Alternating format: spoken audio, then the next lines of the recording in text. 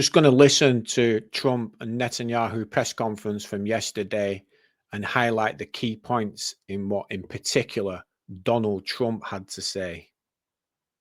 Prime Minister and I focused on the future, discussing how we can work together to ensure Hamas is eliminated and ultimately restore peace to a very troubled region. I also strongly believe that the Gaza Strip, which has been a symbol of death and destruction for so many decades and so bad for the people anywhere near it, and especially those who live there, and frankly, who's been really very unlucky. It's been very unlucky. It's been very unlucky. Is he for real? Is Donald Trump for real? He's meant to be the president of the United States, and he makes reference to what's gone on in Gaza as being unlucky. It's been an unlucky place for a long time.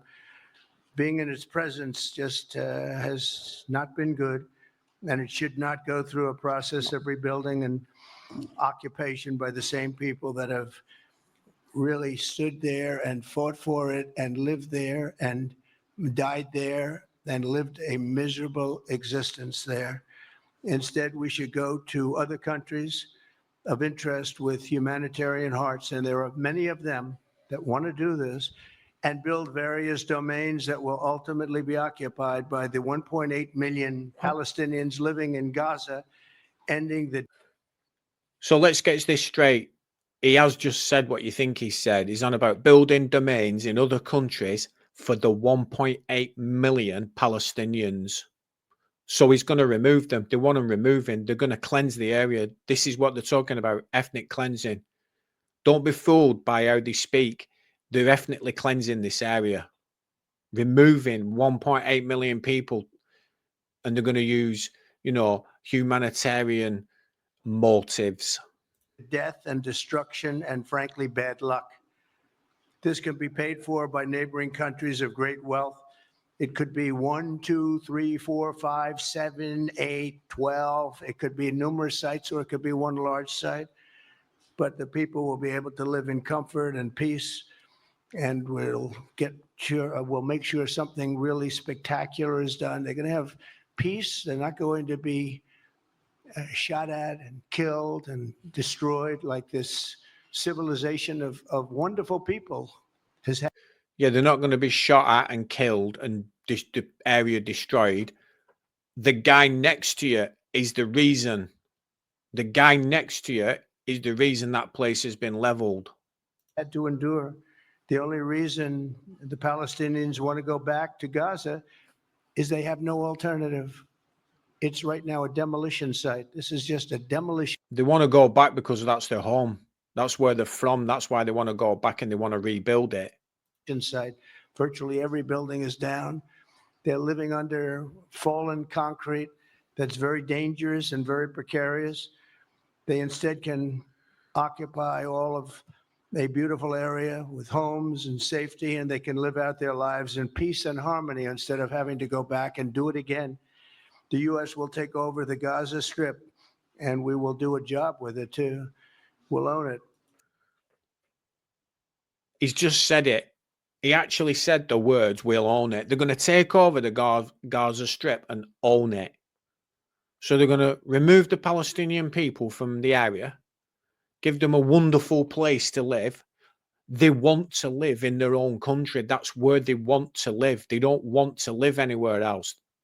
And this lunatic here is going in and talking like it's some kind of real estate development. They're going to do a real job here and they're going to own it. Well, you're just going to take it. You're going to steal it.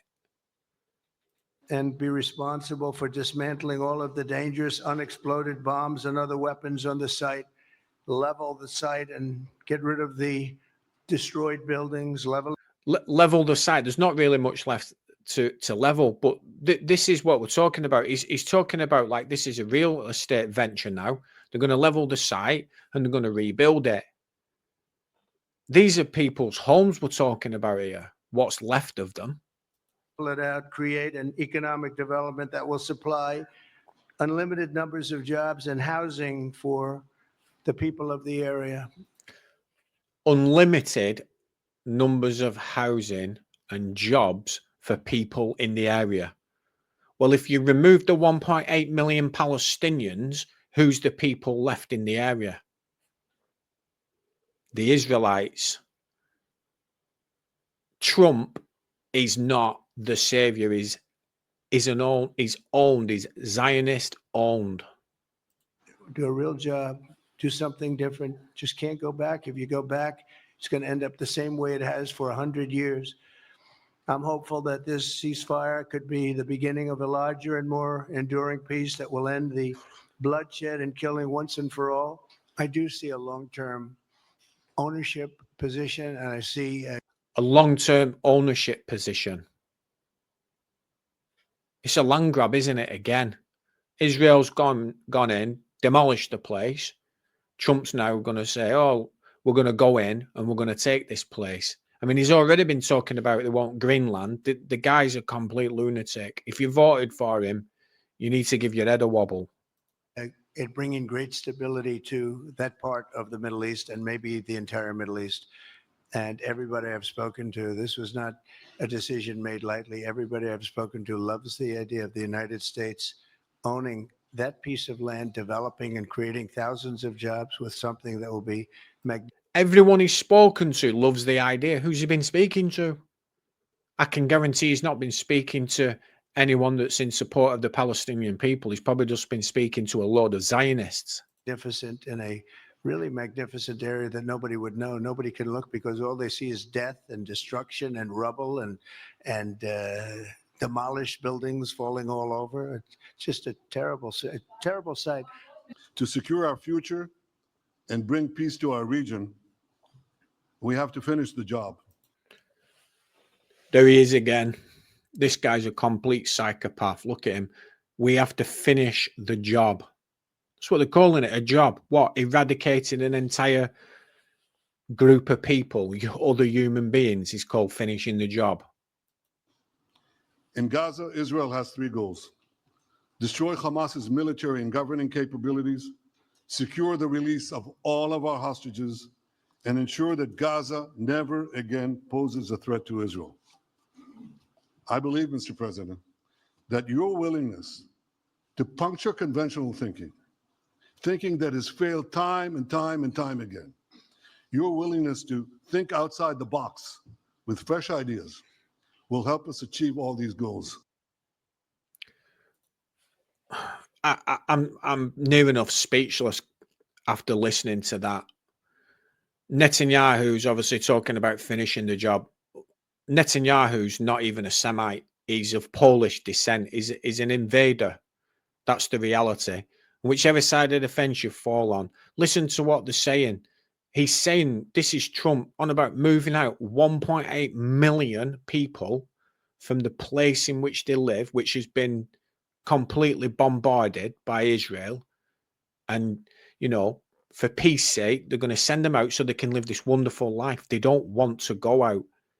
And people in the United States who voted for Donald Trump, you think he's your savior. Watch what happens over the next 4 years. It's going to be horrendous.